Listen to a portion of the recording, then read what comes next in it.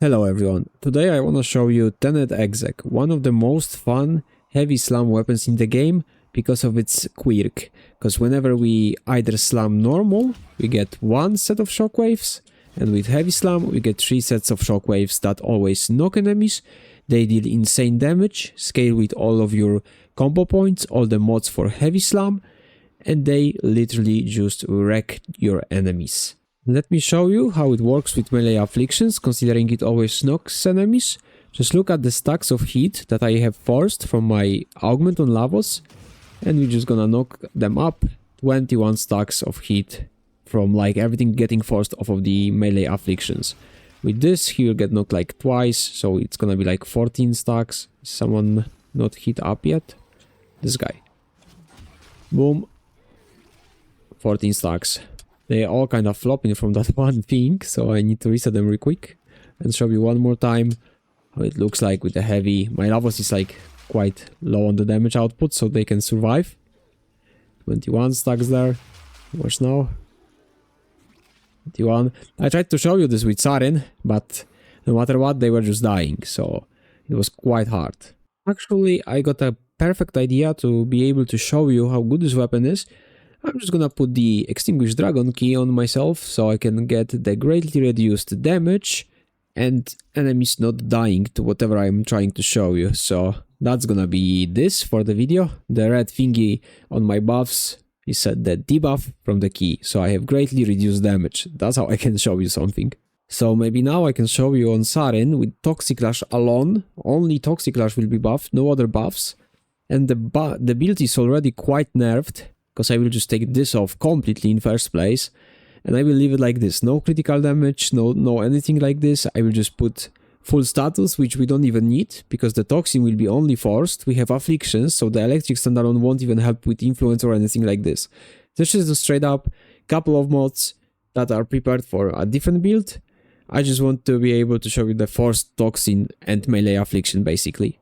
And of course, Steel Pat Exogokstat, the tankiest normal guy you can spawn, I'd say. And we have 220 plus Steel Pat, of course. So, one more time, heavy them up. It's 14. 81. Who didn't get a toxin yet? They all get rocked. Okay, this guy dropped it. One more time. He flew so high. 14. And just look, the pure damage. I have the key still on me, as you can see. They still gonna be dying to it. And look at that, 21 stacks.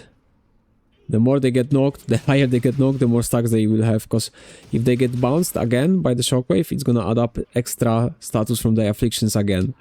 Which is probably one of the dirtiest possible synergies in the game in terms of like damage output. Because if you think of it, I can always just put roar. Even though I'm nerfed with the key, I will get the 89% damage, that double dips.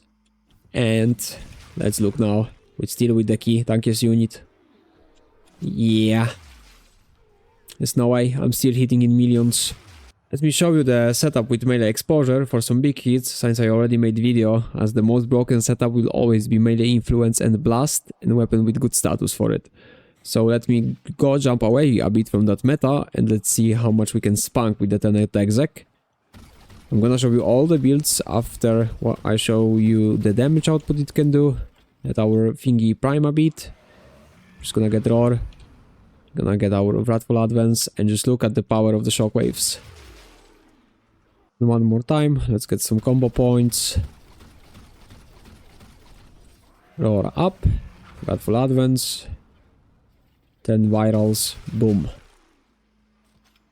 And I wanna remind you, I still have the minus 75% damage from the Dragon Key. Let me show you the build actually right now. So in case anyone wonders, that was melee exposure and viral electric. But to be fair, I wanna do it justice in terms of like the big hits, and I'm gonna put elemental that I'm supposed to into Grenier, which means I just remove the frost and I get the corrosive. It gives me the bonus damage to Grenier, because that's not corrupted heavy gun, that's Exogokstat officer, which is a Grenier unit. So I will just quickly put Killing Blow, because I don't really have an idea what else to put. It doesn't really matter. And let me remove the key. Roar up, Wrathful Advance. Petal already primed them. Let's see now. 2 bills. 1, 1, 1, 2. Where are my 2 bills at?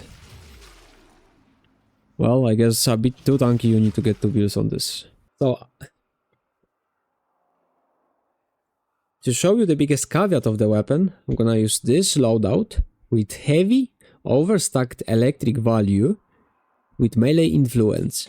Because this weapon has quite the caveat with the shockwaves and status chance. And I will use Volt, of course, to even further give some extra electric. I'm gonna spawn the same enemies. And I'm gonna use Vazarin so they don't really spread that hard.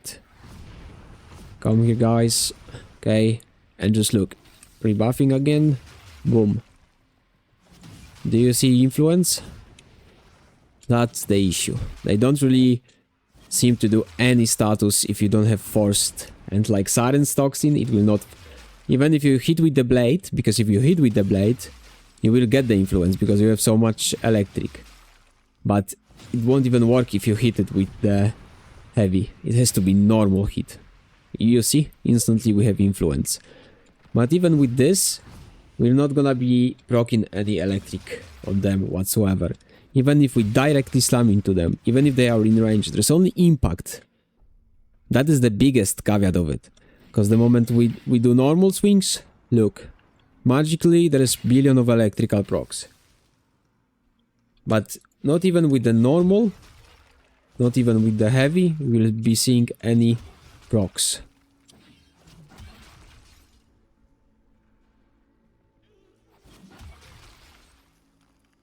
They are just ending slowly. But you can see on the numbers that there is barely any procs. That is really problematic. That's why that's only an alternative that's really fun and satisfying to use. But it cannot use the most broken setup, which is blast and melee influence in any reliable capacity, sadly. So the most universal build for melee influence would be looking like this. If those shockwaves get any changes or someone figures out how to properly have status procs on them. For the builds with melee afflictions, especially lovely for Siren, will be looking like this. We have Prime Fever Strike to scale up the Toxic Clash, some initial combo points and some heavy efficiency, so there is a point to have more than 2 times the combo counter. Galvanized Steel for some crit. For some crit damage we have Amalgam Organ Shatter, Seismic Wave of course, Prime Pressure Point of course, and Saxum Thorax. Lifted enemies explode on death, dealing 20% enemy max health as impact damage in 8 meter radius, 1 mod here, 1 on the secondary, and if you really like it, if you fancy, you can put the third one on the Warframe. You can put anything else here as well, Condition Overload even, doesn't matter. You can not even use any mod in that slot.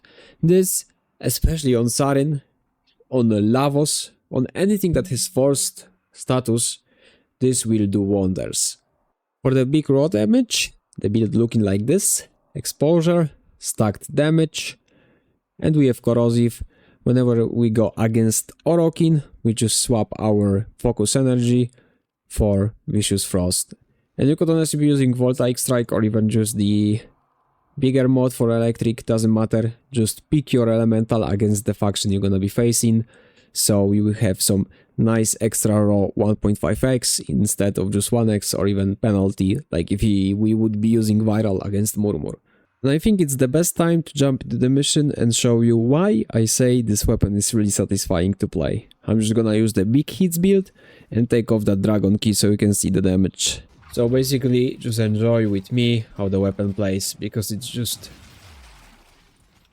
lovely. The biggest issue is the shockwaves stop at the first sequence of like the hit, whenever it's not on the same height. As you can see on stairs it will instantly stop. If I go a bit away there's gonna be one hit, second hit, and as they reach here, they're supposed to be going down. That's when the hit will not be recorded anymore. It will stop. So another caveat of it, but bro, I just gotta love to do that shit. If it wasn't just stopping, you know, like more flat maps than this. But we're seeing billions flying all around, so let's get some more combo points for some more big dam. Oh, actually let's find where the void guy went. Here. Let's see. Get stupid amount of AB strength. And now we can be slamming them.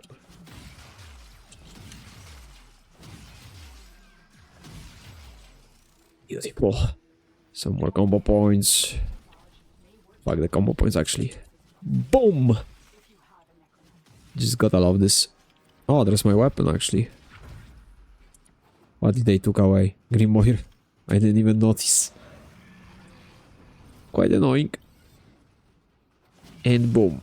Oh, and that is the issue. I'm literally not even standing on it.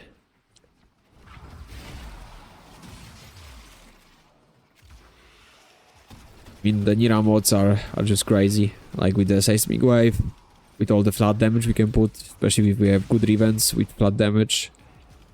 Yeah. 2.1 bill. That's an easy damage cap weapon, by the way. Especially if we have access to multiple sources of like debuffs for that condition overload, because I believe, if I'm not mistaken, it was scaling with it. So I just got viral basically most of the time.